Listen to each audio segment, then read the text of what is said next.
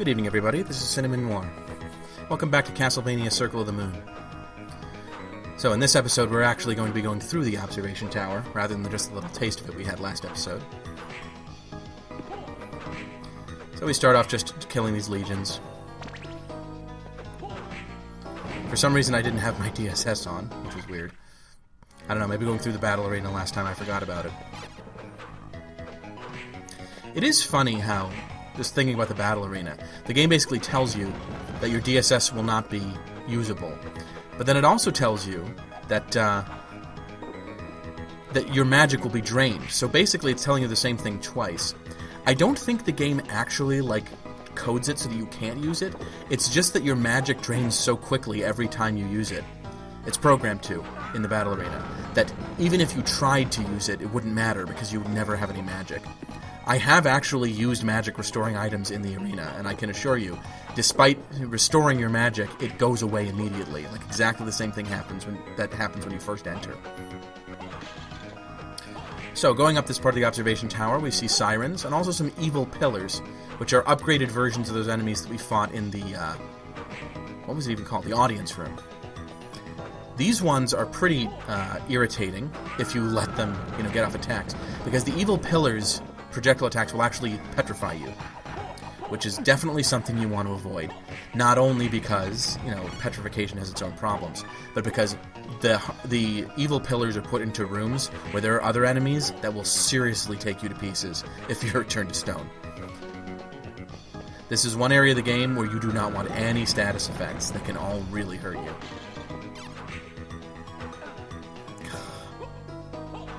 There we go.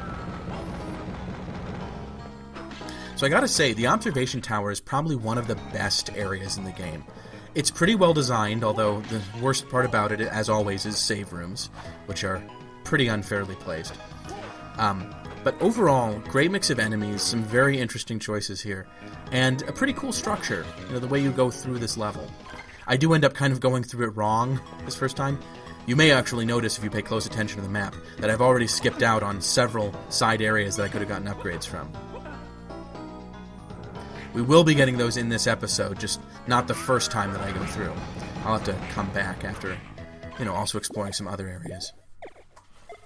For instance, I left behind a lot of upgrades in the underground waterway, which we will be getting later on in this video, because I do not want to face the later parts of this game without those upgrades. So here we see the upgraded version of the werehorses, the minotaurs. Very annoying enemies and very difficult, because not only do they have that big sweep, which comes out suddenly, but it has this shockwave effect, which is almost impossible to get away from if you're anywhere near them. Basically, the only good way to deal with these guys is with a sub-weapon. I would say either the holy water or the cross. As per usual in so many parts of this game, there's pretty much no reason not to have the cross. One big thing I don't like about this game, which I think does get in the way of it, is that the sub-weapons are so unbalanced. There's almost no reason not to have the cross as soon as you can get it. Oh, we actually get a pretty nice healing item, spiced meat. By pretty nice, I of course mean it heals like 1/8 of our health. So, we've been dealing with stuff so far that's like 1/30th of our health. So that's quite an upgrade.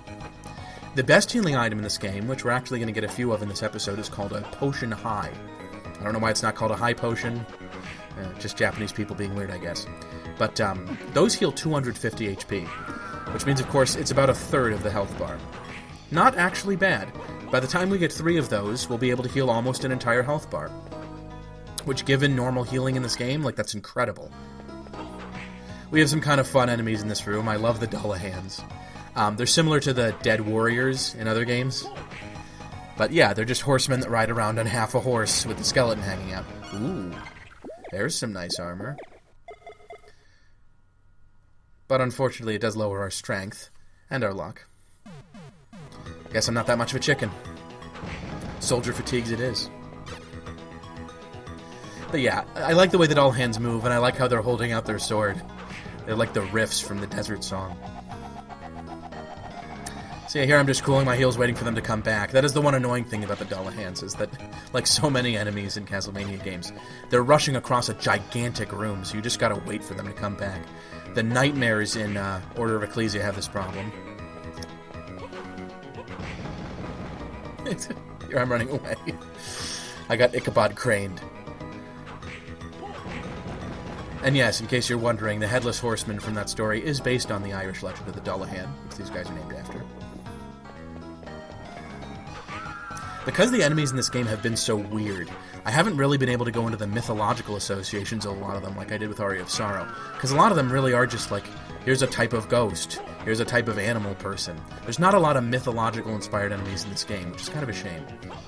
It's one area in which I definitely prefer both Harmony of Dissonance and Aria of Sorrow, is that there's more sort of lore in those games. So here we have a combination of heat shades and frozen shades. Kind of an odd decision in my opinion, because heat shades are so easy at this point. Like, you know, we were dealing with them 60% of the game ago. Kind of interesting enemy here. One of the more interesting enemies in any game where it appears. The Alraun, or Allura Une. Allura Une, by the way, is probably a mistranslation. In this game, they actually have it correctly, as Alraun, which is the name of a character from a book.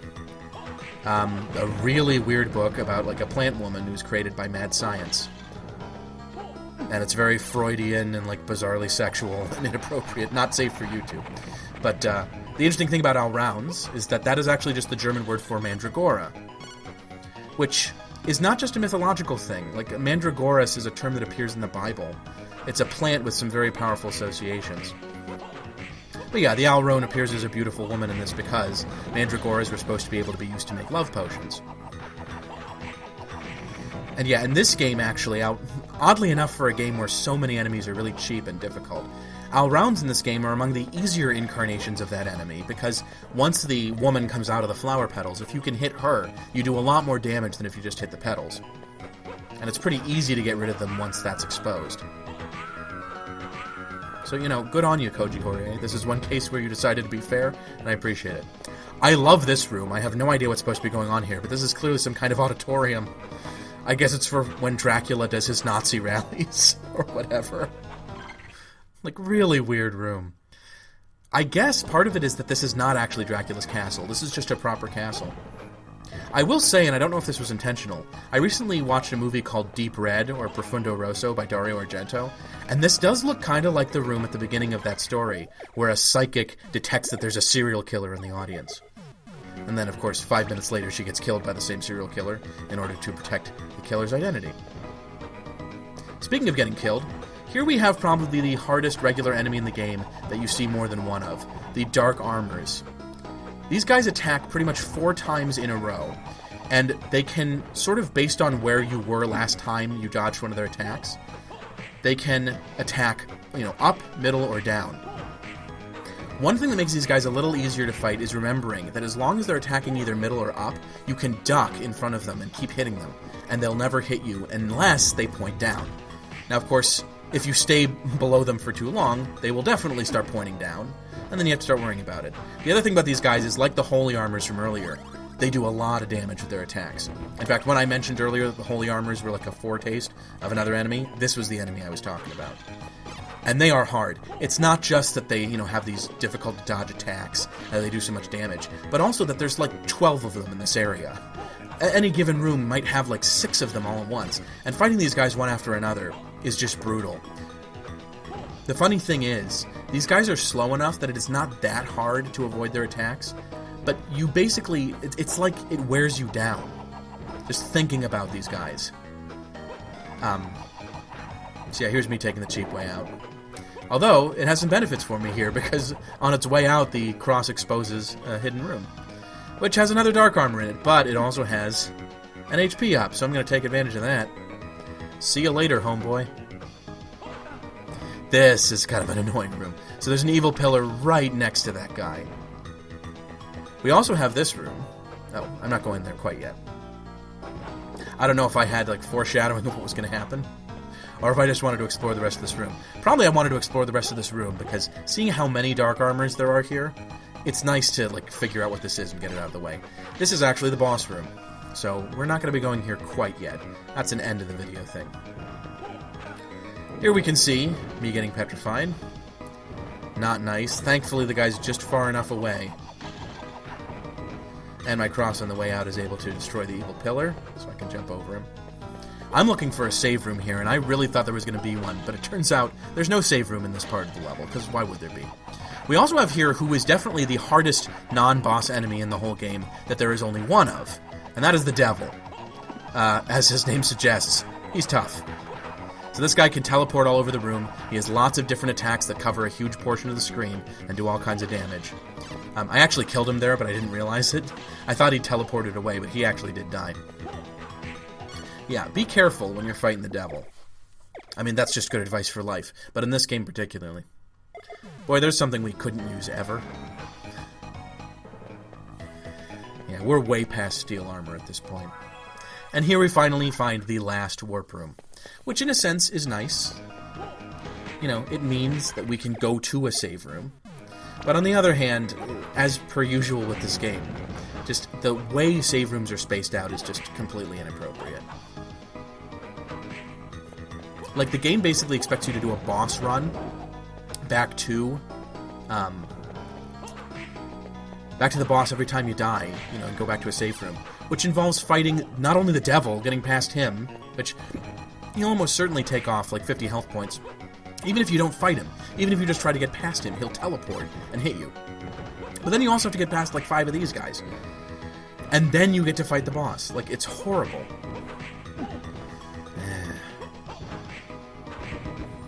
Well, finally took care of him.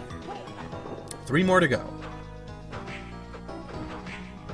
I have to say, I do really like, kind of like the flame armors, I like the color palette for these guys. I think it's one of the better color palettes for this sprite.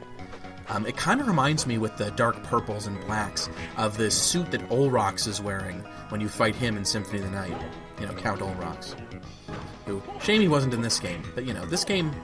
One of the things that's kind of cool about Circle of the Moon is that it tried to go for different, you know, bad guy characters. So you have Camilla, who never appeared in a Castlevania game before. You don't have Olrox. You know, Death is not really a character. The Necromancer is basically what Death would have been if he'd been a character. You know, they shake things up a little bit, which I definitely appreciate Castlevania more when it shakes things up. I just wish that it was a little balanced when it was doing it.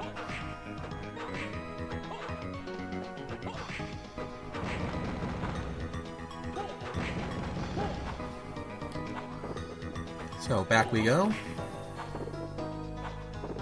I think I was looking for some more bonus rooms. Unfortunately, there are no more bonus rooms that you break open a wall to get to in the Watchtower that we haven't seen yet. In order to get those power-ups. See what I mean? The devil just teleports. I literally get hit for like 230 damage just trying to leave the room.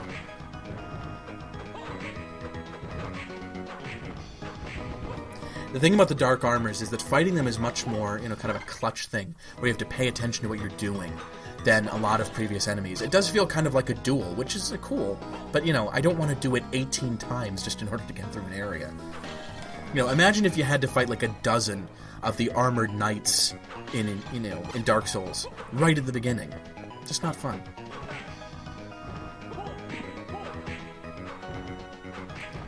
So here we can see... the double grips. Those are nice if you can get 2 of them. Too bad I don't throughout the entire rest of the game. That's the only one I get. But yeah, if you can get 2 of these and equip both of them, you get a big stat boost for it. So I was about to run all the way back through this place in order to get to a save point when I realized I should just use the warp room to get to a save point. You know, things are tough enough. I don't need to make things tougher on myself. And furthermore, in order to get all of those upgrades, the best thing to do would be to go all the way back to the beginning of the observation tower and then just head back through. Because the thing is, there's some tough enemies in that part, but the Dark Armors are not in that part. And given that they're not in there, dealing with any other kind of enemy would be better. So here's a bonus area I didn't get through before. Eventually I decide I need to use up that spiced meat. I was really hoping here to get an HP up. Luckily I'm dealing with some easier enemies here. You know, the Cataplepas is just a slightly stronger Gorgon. And then we have the Legions. The worst thing these guys can do is curse me. Unfortunately that is not an HP up, it's just a hard max. Oh well. Kind of an interesting room, this, though. I like this sort of black marble look on some of these. background details. Kind of reminds me of the Black Marble Gallery, which is in the inverted castle in Symphony of the Night. Yeah, I was looking at some retrospectives of this game recently, and it is interesting to think this was the first Castlevania game after Symphony of the Night, and so it had a lot to live up to. And people tended to praise this game quite a bit when it came out. I think because it was so unusual and quirky, so that it was fun. Like, people enjoyed how wacky this game was. While still not being goofy, it still had that gothic feel that made it cool. But yeah, I think this game developed a bit of a negative reputation later, after the initial reviews came out. It sold fairly well, certainly much better than a lot of other Metroidvanias. But it is funny to think how much this game was compared to Symphony of the Night, and how much of a downgrade this clearly was, even though people must have expected that, from Symphony of the Night. And yet they did their best. So yeah, clearly the Watchtower is kind of beating me up here, so we gotta go back to some previous areas and get those upgrades that I didn't get before, including some health upgrades, which are what I'm most looking for. A lot of the magic stuff I use barely takes up any magic. The one that's the most magic hungry is the defense boost, which admittedly, that does cut through my magic pretty quickly. But, yeah, hearts, you generally have more hearts in this game than you need if you're looking out for heart upgrades. The biggest and most important, I would say, is health upgrades, especially since with the ridiculous lack of healing potential in this game. It's more important than in any other game that you have a big health pool to start with, because that's basically what you're working with. So we're going to have to be a little clever about how we use this puzzle element of the moving areas in order to get to some of those rooms that we missed earlier. In pretty much every case, it involves going to the next room, flipping a switch, and then heading back. I'm not sure how many people figured out when they went through this area the first time they played this game that the switches literally changed every single thing in the whole area. That's a little counterintuitive, because you might expect that it would just change the stuff in the room that you're in, or that each switch would be uniquely associated with a specific platform, but that's not the case. So yeah, by going through that area, we're now able to step straight across these areas and go into that room that we didn't see earlier. Steel armor, it's kind of weird. We also got that from the evil pillars. One funny thing about drops in this game is the extent to which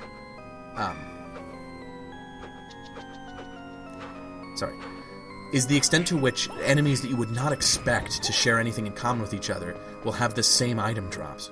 By the way, I love this little hidden upgrade.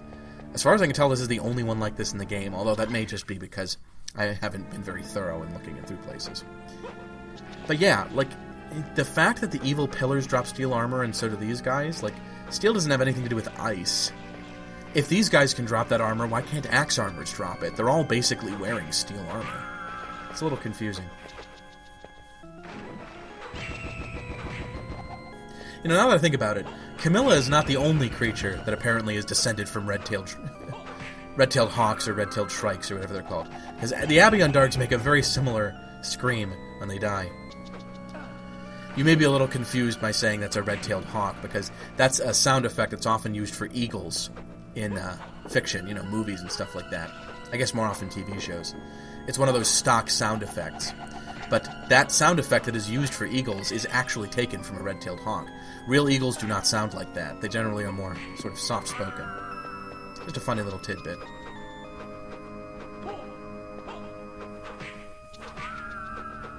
I don't know why they bothered to make these weird electric serpents sound like eagles. Go figure, there's so many weird things about this game. It's among the less quirky, bizarre things that happens. Boy, I'm getting a lot of star bracelets.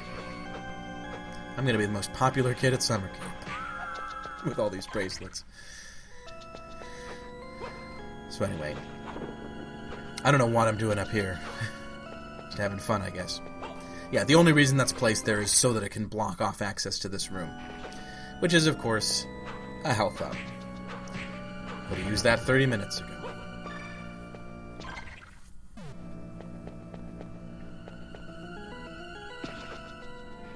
Moving on to a further area in the underground waterway. Here we have another ice demon.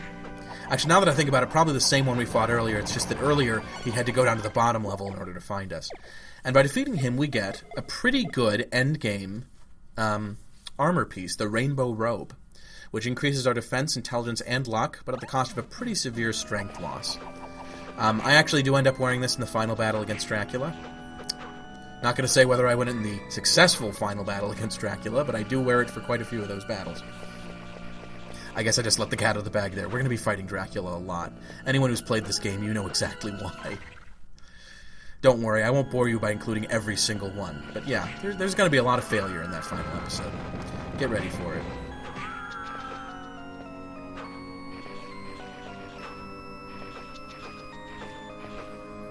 So now there's basically just one more upgrade we have to get in this area, which I think is right here, and now I can just fly up to it. And then we'll be heading out. And we'll never have to go into the sewers again. Until the next playthrough. I should say, until the next Castlevania game. It's not like I'm going to be uploading 2 separate Let's Plays of this game. So the Lizardmen actually give pretty decent experience. If you want to grind, they're not a bad way to do it. They're a little easier to grind than the ice armors. Though you do kind of have to take them off screen in order to get them to let their guard down.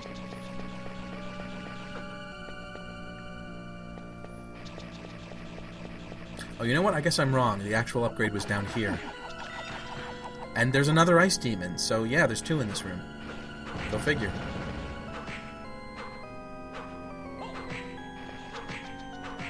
I don't...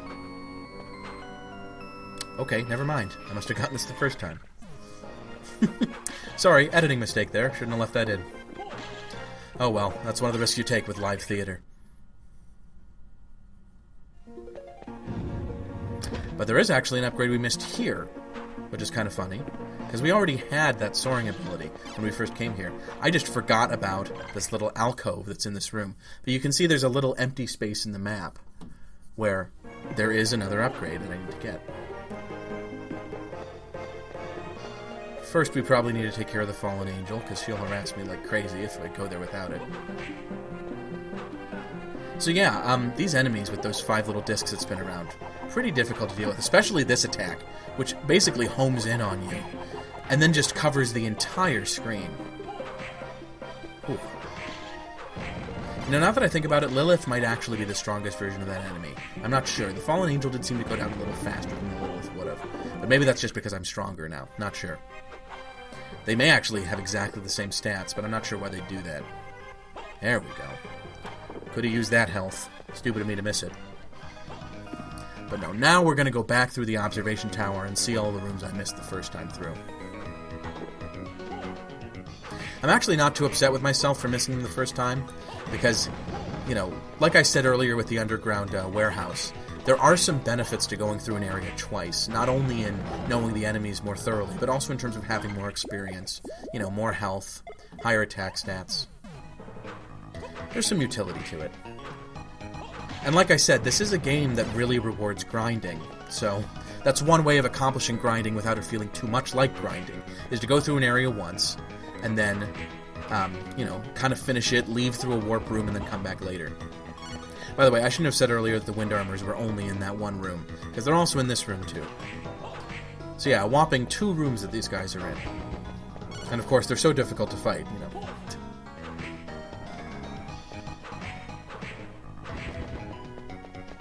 It is kind of weird how, because each enemy will have its own stats, which generally just increase in value as you go through the game, but also have different ways of attacking. Sometimes the enemy's difficulty of like dodging their attacks doesn't match their stats. So these guys have fairly high stats considering how late you find them in the game.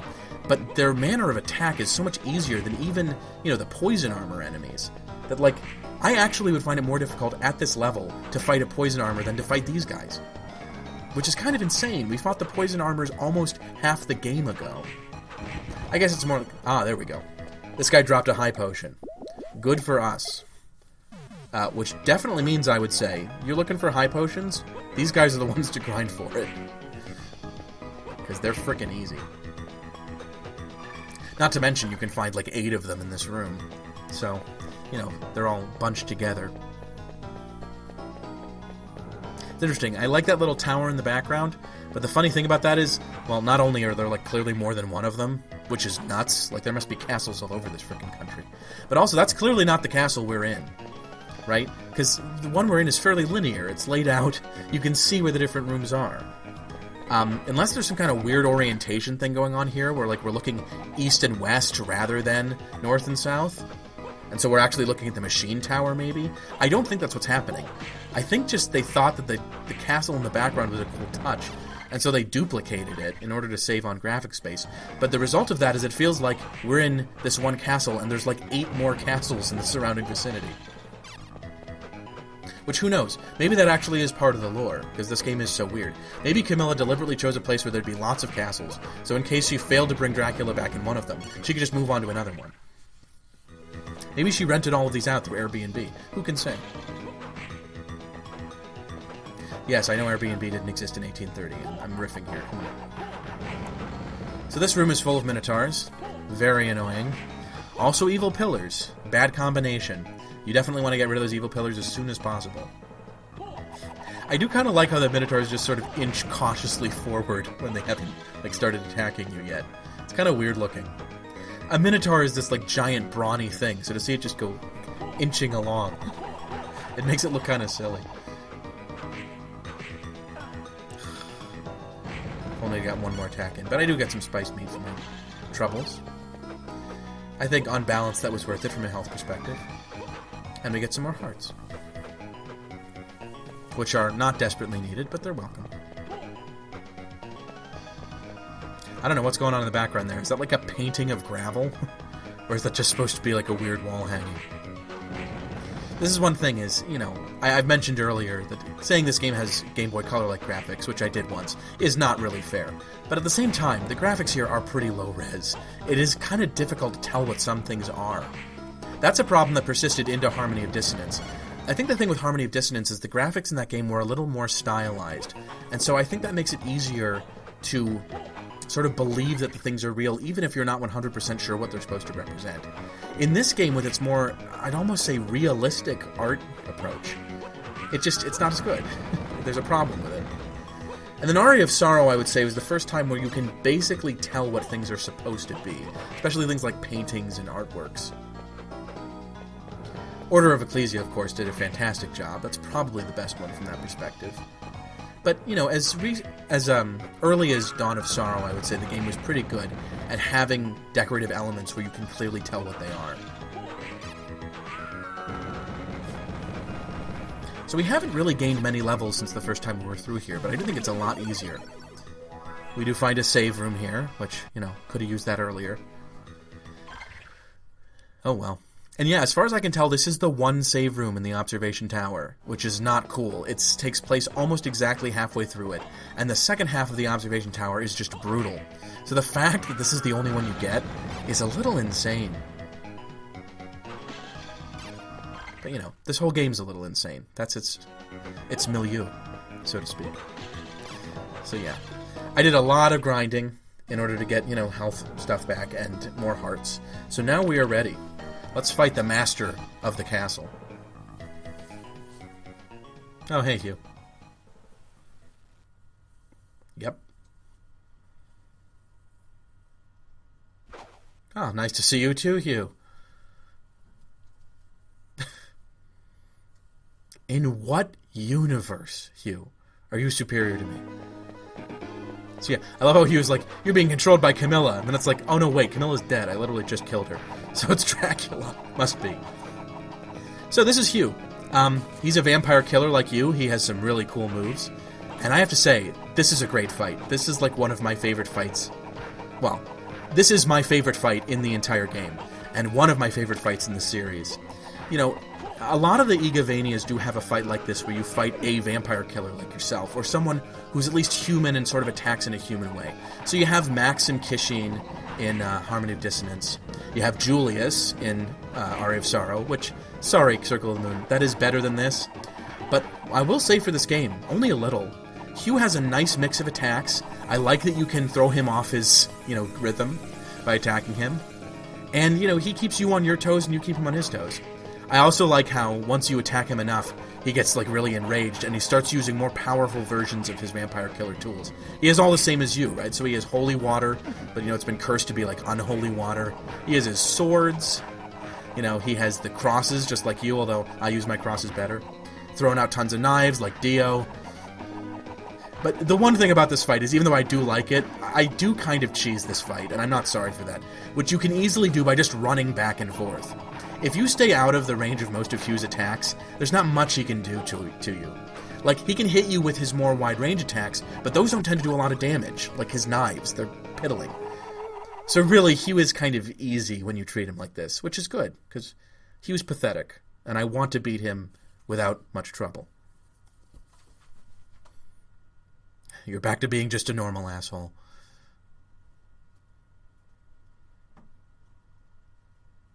Those fears were well-founded, Hugh. Enough. I love it. Nathan is being like, no, don't badmouth yourself, but in the back of my head, I'm like, Nathan just doesn't want to hear Hugh talk anymore. Like, he's sick of that crap. Nathan's like, Hugh, you say this every day. Like, can we get past this, please? I accept. That's right, Hugh. We'll do what you could not do. I didn't mean for that to rhyme, but it did. I do that a lot. And now we get the last key. This takes us to the room where Dracula is, and Morris, our master. So I'm feeling pretty good. After that really difficult area, we now have, you know, we've beaten Hugh, we've proven our superiority, and now we're going to fight Dracula. Things are good. So, you know, to celebrate it, I have Nathan rock out a little bit to Vampire Killer. And look who's here. It's our good old friend the Mouse Pointer dancing with us. I tried to do a little waltz thing here. Oh, this is so dumb. Good evening, everybody. I'll see you next time.